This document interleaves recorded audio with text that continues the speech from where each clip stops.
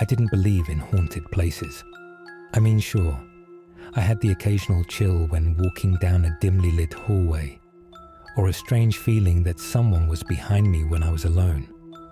But I always chalked it up to imagination, stress, or just my mind playing tricks. That's what I believed, until we moved into that house. It was supposed to be temporary, a few months, maybe less. We'd been looking for a place closer to my new job, and this little rental popped up at a ridiculously good rate.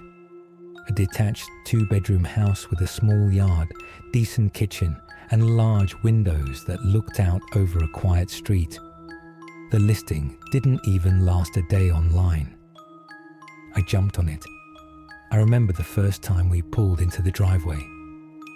It was a late afternoon, golden hour, and the sun was casting this beautiful warm light across the siding of the house. For a moment, it looked peaceful, even inviting. But then, something shifted. As I stepped out of the car, I noticed this odd stillness. Not the kind that makes you feel relaxed, but the kind that makes the hair on the back of your neck stand up, like the whole street was holding its breath. There were no kids playing outside, no birds, no wind, just a thick, strange silence. I brushed it off. We were tired from the drive. Moving is always stressful. You start seeing weirdness in everything when your body's running on caffeine and too little sleep. My partner Maya was already unloading some of the boxes. She looked up at the house with a small frown. "Does it feel cold to you?" she asked. I glanced around. It was mid-July, humid as hell. "Cold," I laughed. "Nope, just weird AC placement maybe." But I was lying. I had felt it too. That strange temperature dropped the second we crossed onto the property. Not a breeze, just a sudden chill, like walking through an invisible curtain. Still, we moved in. That first night, we were too exhausted to unpack. We threw a mattress on the floor of the main bedroom, ate takeout straight from the containers, and passed out by 10. But I couldn't sleep. Around 3 a.m., I woke up with this strange pressure in my chest. Not pain, just heaviness, like something was sitting on me, but not quite. I sat up slowly, rubbed my eyes, and noticed the bedroom door was open. We hadn't left it open. Maya was still asleep beside me, breathing slowly, her hand tucked under her cheek the way she always does. I didn't want to wake her. I didn't want to sound paranoid. So I got up, walked down the hallway, and checked each room. Everything was in place. But the air felt different, heavier, cooler, almost damp, like the air inside a basement that hasn't been opened in years. I stood there, breathing it in, trying to rationalize it. New houses have quirks. Maybe the insulation was off. Maybe the HVAC system was doing something weird. But then I noticed it, just faintly. A soft, whisper-like sound. Not words, just breath. A hush, like someone was exhaling right next to my ear. I turned around so fast I nearly tripped over a box. Nothing. No one. I stood there for a minute, straining to listen, but it was gone. The hallway was silent again. I closed the bedroom door behind me, climbed back onto the mattress, and stared at the ceiling. Over the next few days, things were off. Not dramatic, not movie-style horror. Just little things, subtle, easy to dismiss if you wanted to. It started with sounds, footsteps. Maya and I would be in the kitchen, eating or unpacking, and I'd hear it, soft creaking above us, like someone walking around in the second bedroom. At first, I thought maybe the house was just settling. That's what people say, right? Old house noises. Wood expands, floors shift. Except this house wasn't old. It had been renovated less than 5 years ago, and the sound didn't feel random. It was rhythmic, timed, a few steps, a pause, Another few steps. One afternoon, I actually went upstairs mid-creak. I had had enough. I knew I was going to find something. A loose board. Maybe a raccoon in the attic. Anything that made sense. But the second I stepped onto the landing, the noise stopped. Dead silent. I checked the room. Nothing. Completely still. No breeze. No loose window. I even climbed up into the attic hatch. Empty. Still, I told Maya it was probably nothing. I didn't want her to feel scared. And honestly, I didn't want to admit it to myself either. Because the truth was, I'd started to feel watched. Not all the time, just in certain parts of the house. Especially near that damn hallway mirror. It was an old, full-length thing. One of the few items that came with the rental. Heavy wood frame, slightly warped glass. I hated it. I couldn't explain why, but every time I passed it, I felt this tightness in my throat. Like I shouldn't look. Like something would be standing behind me if I did. Sometimes I caught myself avoiding my own reflection, like I didn't want to see my own face. One night, a few days later, things escalated. It was around 2 a.m. I was half asleep when I heard Maya whisper, "Did you hear that?" I turned to her. Her eyes were wide open, staring at the ceiling. "What did you hear?" She sat up slowly, voice shaky. I think someone's in the house." That sentence alone turned my blood to ice. I grabbed my phone and crept toward the door. She followed behind me. We checked everything. Room by room, front door, locked. Windows, locked. Back door, bolted. Nothing. But when we got to the hallway, I swear, I saw something in the mirror. It was just a flicker. A shape. For half a second, I thought it was Maya behind me. But when I turned around, she wasn't there. She was still in the bedroom. I stared into the mirror, heart pounding. There was something. A smudge. A shadow. I couldn't tell. But the air around me dropped again. That deep cold, like stepping into a freezer. I could see my breath fog in the air just once. A puff of white in the reflection. I blinked. It was gone. I didn't sleep that night. Neither did Maya. We sat in the living room until morning, lights on, barely speaking. She kept looking over her shoulder, and I couldn't stop watching the hallway, waiting for the sound again, waiting to feel that breath. We talked about leaving the next day, but the lease was signed, rent paid, deposits down. And there was still that lingering voice in my head telling me maybe it was just stress. Maybe we were making too much of it. But deep down I knew something wasn't right in that house. Something knew we were there. Something was watching. In the mirror. A few nights later, I woke up gasping for air. No nightmare, no noise, just this pressure.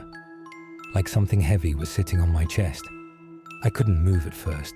My eyes were open, and I was staring at the ceiling fan. But everything in me felt paralyzed. And then, in the silence, I heard it. Whispers. Not in English. Not in any language I recognized. Just breathy syllables, barely audible. But right next to my ear. I turned my head, heart slamming in my ribs. And of course, no one was there. I sat up, wiped the sweat off my face, and tried to convince myself it was sleep paralysis. That's a thing, right? Hallucinations. Trapped between dreaming and waking. Except when I got up and looked in the mirror outside the bathroom, I saw something that shattered that theory. The mirror was fogged up, just like before. But more than that, this time there were fingerprints. Long, narrow smears trailing downward like someone had pressed their hand from the inside. I didn't breathe. I didn't call Maya. I just stared. And for one long moment, I swear to you, the mirror breathed back, A faint circle of fog appeared right in the center, as if something on the other side was exhaling. That was the first time I felt something inside me snap. I walked backward, slowly, like if I moved too fast it would notice me. My body felt cold, detached, like I was watching myself from across the room.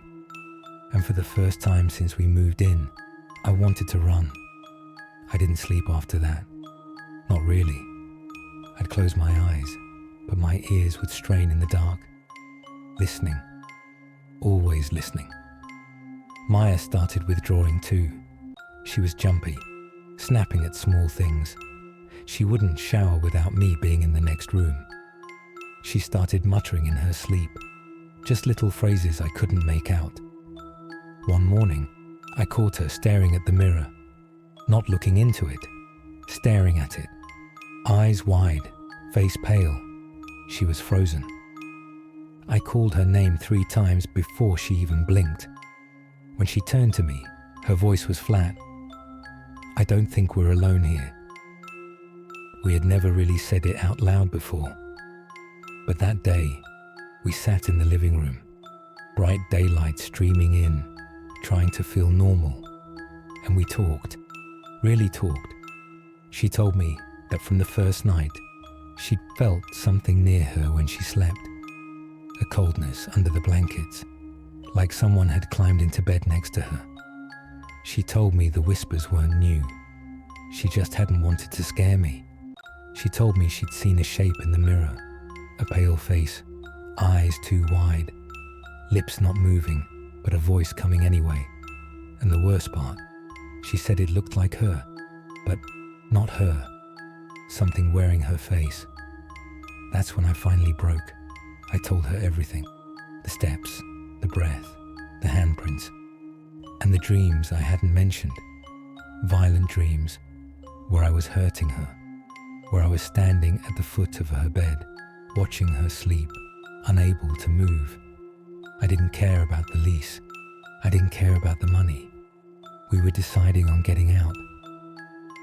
It was one of those late afternoons where the house feels unnaturally still, like even the air doesn't want to move. I was sitting on the couch in the living room, phone in hand, but not really looking at it, just scrolling without seeing anything. The light outside was changing, that golden glow fading into a burnt orange that always made the rooms feel longer, quieter. That's when I caught it. Movement. At the far end of the hallway, just past that little bend toward the kitchen, Mira walked by. I didn't just think it was her. I knew it was her. The way her hair swung behind her shoulders, the slight tilt of her head, even the sweater, that soft grey one I'd seen her in earlier that week. She moved at that unhurried pace of hers, the one I've always thought made her look like she was in her own calm little world. She turned into the kitchen. I called out automatically, "Hey, do you want some tea?" "I'm making some in a bit." Nothing. I waited, listening for the scrape of a chair, a cupboard opening, the sound of water running, anything. But the silence stayed. It felt wrong. I could feel my heartbeat in my ears, and for a reason I couldn't explain, I got up. The closer I got to the kitchen, the heavier my steps felt. I don't know why. It's my own damn house. But each creak of the floorboard sounded sharp, too loud. The kitchen was untouched.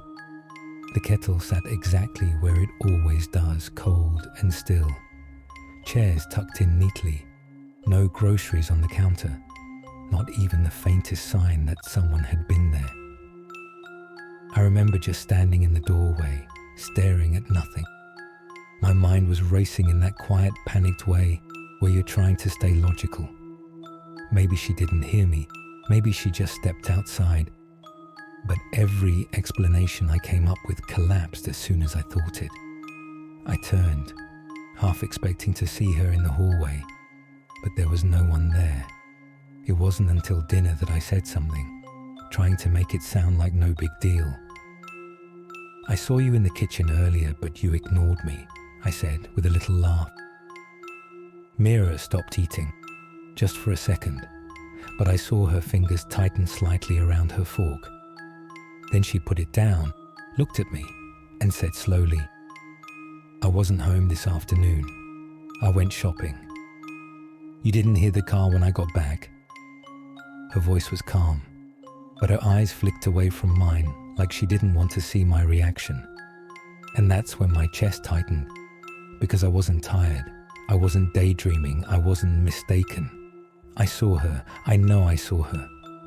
The rest of the meal was quiet. Neither of us really finished eating. Later that night, we sat in the living room, just talking. I told her every single detail, the sweater, the pace of her walk, the way she turned her head. She listened, her arms wrapped around herself, saying little but looking at me like she believed me even if she didn't want to. By the end of that conversation, we didn't need to say it out loud. We both knew, within a week, we were gone.